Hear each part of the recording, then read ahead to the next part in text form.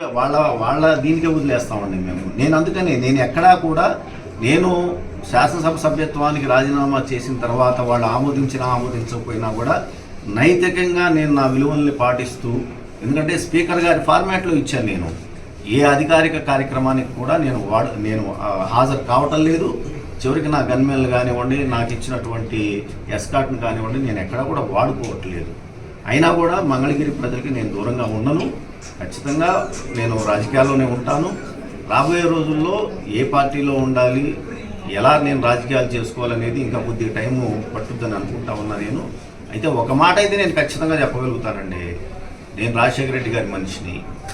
So నేను ఖచ్చితంగా ఇవాళ రాజశేఖర రెడ్డి గారి అబ్బాయికి, రాజశేఖర రెడ్డి గారి అబ్బాయి ఆయన మరణం తర్వాత జగన్మోహన్ రెడ్డి గారు పెట్టినటువంటి పార్టీకి ఎంత సేవ చేశానో, వైఎస్ఆర్ కాంగ్రెస్ పార్టీ ఆ రోజుల్లో మరి అధికారంలో రావడానికి ఈ రాష్ట్రంలో ఎంత మంది పనిచేశారో వాళ్ళల్లో నేను ఒకటిగా నా సర్వస్వం పోగొట్టుకొని నేను పనిచేశాను. నేను మరి అలాంటి వాడిని, నేను రాజశేఖర రెడ్డి గారి భక్తుడిగా నేను ఇంకో పార్టీకి అయితే వెళ్ళే ప్రశ్నే లేదు.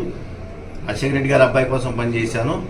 నేను ఒకవేళ షర్మిలమ్మ గారు ఇంకా నిర్ణయం తీసుకోలేదు, ఆమె కనుక నిర్ణయం తీసుకొని ఏ పార్టీలోకి వెళితే ఖచ్చితంగా నేను షర్మిలమ్మ వెంటే నడుస్తాననేది మాత్రం ఖచ్చితంగా చెప్తాను. రాజీనామా చేశారు ప్రచారం లేదండి, ఇవన్నీ ప్రచారాలే. ముఖ్యమంత్రి గారికి తెలుసు, జగన్మోహన్ రెడ్డి గారికి నాకు తెలుసు ఏం జరిగింది, అసలు ఏమైంది అని. అవన్నీ అపోహలేండి. ఏమంటే నేను అందరితో టచ్లోనే ఉంటాం. కలిశానండి, నేను కలిశాను షర్మిలమ్మ గారిని. ఇప్పుడే మేము చెప్పలేమండి, నేను ఇప్పుడు చెప్పలేము. షర్మిలమ్మ గారు ఇంకా నిర్ణయం తీసుకోలేదు. షర్మిలమ్మ గారు ఇంకా కాంగ్రెస్ పార్టీలో జాయిన్ అవ్వలేదు. ఆమె అఫీషియల్గా జాయిన్ అయిన తర్వాత నేను మళ్ళీ మిమ్మల్ని కలుస్తాను. ఓటమికి భయపడే ఎమ్మెల్యే గారికి ఇక్కడ ఈ రాజీనామా అనే ఎవరన్నారు ఆ మాట? ఎవరన్నారు? అది నేను వెళ్ళలేదంటే, ఒకవేళ అదే మాట లోకేష్ గారు అని ఉంటే లోకేష్ గారిని, టీడీపీ వాళ్ళని మంగళగిరిలో నేను అడిగేది ఒకటే. గతంలో చంద్రబాబు నాయుడు గారు ముఖ్యమంత్రిగా, లోకేష్ గారు మంత్రిగా ఇదే నియోజకవర్గంలో నివసించారు. ఆ రోజుల్లో మంగళగిరి ఎలా ఉంది? ఈ 4.5 సంవత్సరాల కాలంలో వైఎస్ఆర్ కాంగ్రెస్ పార్టీ ప్రభుత్వము నాకు అండగా నిలబడకపోయినా కూడా ఎంత అభివృద్ధి చేశామో గుండెల మీద చేసుకొని ఆ బజార్లకు వెళ్ళండి, లేదంటే నేను చేసినటువంటి నిర్మాణాల దగ్గరికి వెళ్ళి చూసి ఆ మాట చెప్పమని చెప్పేసి నేను కోరుకుంటాను. సార్, ఇప్పుడు కాంగ్రెస్లో షర్మిల గారు చేరితే మీరు ఇక్కడ కాంగ్రెస్ నుంచి పోటీలో ఉంటారు? అదేనండి, ఇంకా నిర్ణయాలు జరగలేదు. షర్మిలమ్మ గారు చేరితే మాత్రం నేను షర్మిలమ్మ అంటే నా పైన. పార్టీ అతను అడిగినట్టు పార్టీ పక్కన ఫాలోవర్స్ అందరికీ ఒక వ్యాక్యూమ్ ఫామ్ అయ్యింది, మమ్మల్ని నట్టెంట ముంచి వెళ్ళిపోయారు ఆర్కే గారు అని ఒక అది కరెక్ట్ కానే కాదు. ఎందుకంటే అంటే నా దగ్గర ఉన్నటువంటి, నా చుట్టూ ఉన్నటువంటి వాళ్ళందరికీ తెలుసు, మేము గత 2 సంవత్సరాలుగా మంగళగిరిలో ఏమేం పనులు చేస్తూ ఉన్నాము, ఎన్ని ఇబ్బందులు పడుతున్నాము, ఎన్ని బాధలు పడుతూ ఉన్నాము.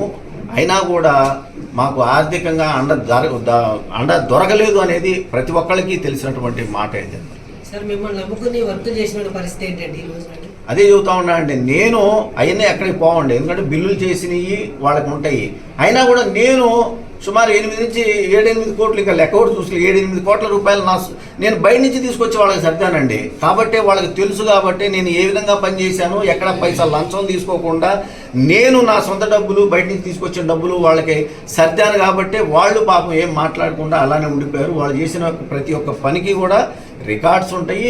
ఇవాళ కాకపోతే రేపైనా బిల్లులు వస్తాయి. లేదంటే కొంతమంది గతంలో పనిచేసుకొని బిల్లులు రాకపోతే గౌరవ న్యాయస్థానాలకు వెళ్ళి న్యాయస్థానం తీర్పుల నుంచి బిల్లులు తెచ్చుకున్నటువంటి పరిస్థితులు కూడా ఉన్నాయని చెప్పేసి నేను తెలియజేస్తున్నాను. మీ లెక్క ప్రకారం ఎలా ఉంటుంది భవిష్యత్తు? అంటే ఏ రాజకీయ పార్టీకైనా కూడా న్యాయ నిర్ణేతలు ప్రజలండి.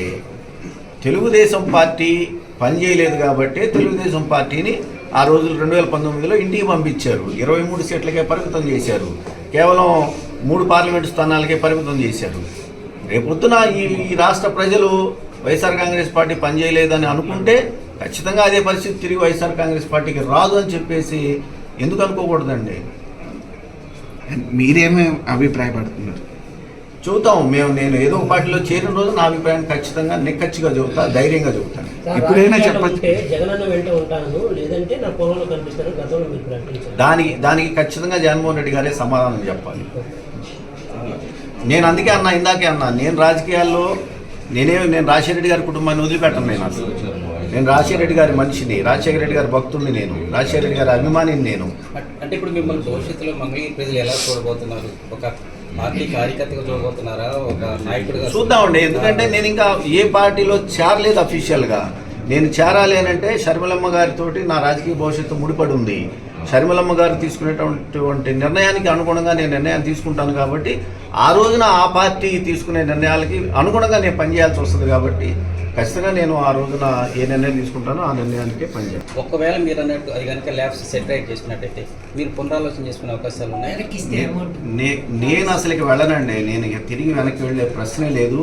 ఎందుకంటే ఏమండి, 125 కోట్ల రూపాయలు నిధులు కూడా పైసా లంచం లేకుండా కాంట్రాక్టర్లతో పనిచేయించే వాళ్ళని. అందులో కూడా గమనించండి, నేను అందరినీ కోరుకునేది ఒకటే, రాజకీయాల్లో ఉండే మనము ఒక పార్టీలో ఉన్నప్పుడు ఇంకో పార్టీని ఓడించాలని చెప్పేసి అనుకుంటాం మనం. అలా అనుకున్నప్పుడు ఖచ్చితంగా వైఎస్ఆర్ కాంగ్రెస్ పార్టీ కొన్ని సిద్ధాంతాలతో ఉండాలి. అవి ఏంటి అని అంటే, మంగళగిరిలో టీడీపీ అభ్యర్థిని ఓడించాలి, కుప్పంలో టీడీపీ అభ్యర్థిని ఓడించాలి, పులివెందుల్లో టీడీపీ అభ్యర్థిని ఓడించాలి, అటు గాజువాక, భీమవరం ఇలాంటి కొన్ని ముఖ్యమైనటువంటి ప్రాంతాలలో వైఎస్ఆర్ కాంగ్రెస్ పార్టీ తెలుగుదేశం పార్టీ అభ్యర్థుల్ని, తన ఆపోజిట్గా ఉండేటువంటి అభ్యర్థుల్ని ఓడించాలి అని అంటే పనిచేయాలండి మనం ప్రజలకి. ఆయా నియోజకవర్గాల్లో ఉన్నటువంటి వైఎస్ఆర్ కాంగ్రెస్ పార్టీ అభ్యర్థుల్ని కాపాడుకోవాలి. ఆ ప్రజలకి దగ్గరగా, అతి దగ్గరగా వెళ్ళేటటువంటి వాళ్ళకి అండగా నిలబడాలి. అలాంటి పరిస్థితులు లేవు కాబట్టే ఇక్కడ నిధులు ఇవ్వలేదని అంటా నేను. అలా నిధులు ఇచ్చుంటే మీరే చూశారండి, ఇక్కడున్న మీరందరూ ఇప్పుడు నన్ను ప్రశ్నలు అడుగుతున్న మీరందరూ కూడా మంగళగిరి వాసులే. నేను అందుకే ఇందాకన్నా 30-40 సంవత్సరాలు 50 సంవత్సరాల నుంచి లేనటువంటి అభివృద్ధిని 4.5 సంవత్సరాల కాలంలో నేను చేసి చూపించాను. నేను అందుకే అడుగుతున్నా, అటు వైఎస్ఆర్ కాంగ్రెస్ పార్టీ వాళ్ళని కానివ్వండి, టీడీపీ వాళ్ళని కానివ్వండి, వెళ్ళి చూడమనండి. నేను ఓపెన్గా చెబుతున్నాను, ఏ బజార్కి వెళ్తారో, ఏ వీధికి వెళ్తారో, ఏ పేటకి వెళ్తారో, ఏ ఏరియాకి వెళ్తారో, నాడెలా ఉంది, నేడెలా ఉంది చెక్ చేసుకోమనండి. ఎంత పని చేశాము, దానికి ఏమైనా నిధులు ఇచ్చారో అని కూడా చెక్ చేసుకోమని కూడా అడుగుతా ఉన్నా. ఎన్ని బాకీలు ఉన్నాము, ఎన్ని ఇబ్బందులు పడతా పనిచేసాము, ఇన్ని చేసినా కూడా నిధులు ఇవ్వలేకపోతే అంతదాకా ఎందుకంటే, అతి ఇంపార్టెంట్ అయినటువంటి 2 బ్రిడ్జిలు, రేవేంద్రపాడు బ్రిడ్జి బ్రిటిష్ కాలంలో బకింగ్హామ్ కెనాల్ మీద కట్టారు. అదేవిధంగా తాడేపల్లిలో అనునిత్యం ముఖ్యమంత్రి గారు పయనించేటటువంటి హెలిపాడ్కి వెళ్ళేటటువంటి బ్రిడ్జి కూడా మరి అది కూడా బ్రిటిష్ కాలంలో కట్టింది. ఈ 2 బ్రిడ్జిల నిర్మాణానికి నిధులు ఇవ్వమని నేను గతంలో తెలుగుదేశం పార్టీలో దేవినేని ఉమామహేశ్వరరావు గారు జలవనరుల శాఖ మంత్రిగా పనిచేసేటప్పుడు, అప్పుడు నేను ప్రతిపక్షంలో ఎమ్మెల్యేగా ఉన్నప్పుడు 2 సార్లు స్వయంగా లేఖలు రాసి వెళ్ళి ఆయన కలిశాను కూడా. ఆయన అన్నమాట, మా దగ్గర నిధులు వారికి మేము ఇవ్వలేమని అన్నాడు స్పష్టంగా. మేము ఈ నియోజకవర్గ ప్రజలకి మేము హామీ ఇచ్చాము ఎన్నికల టైంలో, ఖచ్చితంగా రేవేంద్రపాడు బ్రిడ్జి, ఈ తాడేపల్లి బ్రిడ్జి బకింగ్హామ్ కెనాల్ మీద కడతాము అని చెప్పేసి. ఎందుకంటే రేవేంద్రపాడు బ్రిడ్జి అది కనుక ఏమన్నా ఇబ్బంది అయితే మరి అటు కొల్లిపర మండలం నుంచి కానివ్వండి, తాడేపల్లి దుగ్గిరాల మండలం నుంచి విజయవాడ వచ్చే వాళ్ళందరికీ కూడా అసలు ఇక రెండో దారి లేనే లేదు. అలాంటి బ్రిడ్జిని మనం పునర్నిర్మించాల్సినటువంటి అవసరం ఉందని ఎన్నిసార్లు ముఖ్యమంత్రి గారి దగ్గరికి వెళ్ళాము, ఎన్నిసార్లు నేను రాసినటువంటి లెటర్ల ద్వారా ఆయన కోరుకున్నాను.